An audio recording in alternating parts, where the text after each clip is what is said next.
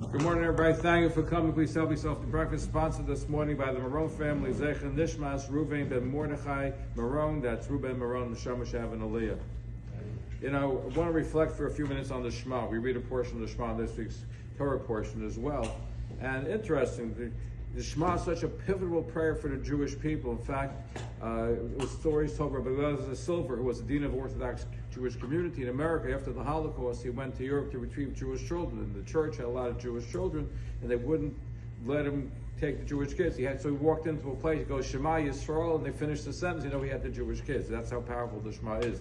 Even though for a while in the Israeli army, I remember doing a story on air, that some soldiers, he started to send the Shema Yisrael, they couldn't finish the sentence. I think after October 7th, that's changed. But the Shema is a pivotal thing. The word Shema stands for Shacharis, Mincha, Arvis. It's all embedded in there. And if you look at the letter, Shema ends with the letter Ayin in big letters, and Echad, and Dal with the letter A. It's a testimony to the Jewish people.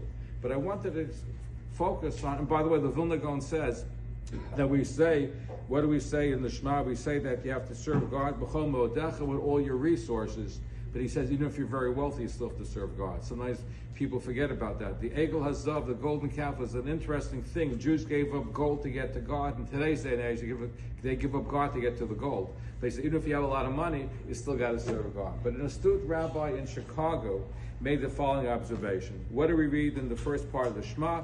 We say that we talk about, you have to teach your kids, and then talk about Kshat Moshe Yadach, and then you put on tefillin.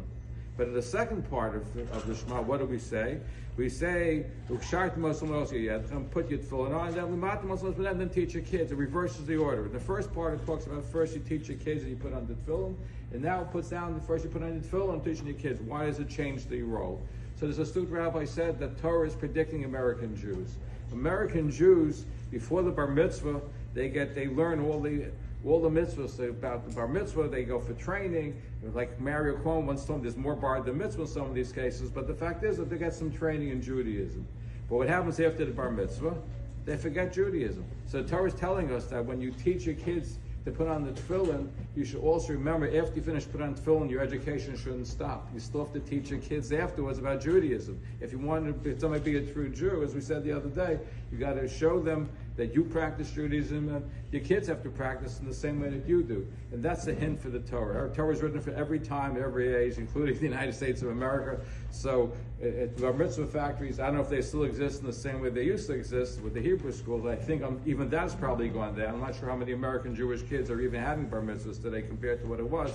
But it's important that the Jewish education, I think, is the most important thing for the Jewish community, and that's embedded in the Shema itself, that we always have to learn Torah. We have to teach our kids Torah, not just before the Bar Mitzvah, but after the Bar Mitzvah as well. Have a wonderful day. Have a great Shabbos.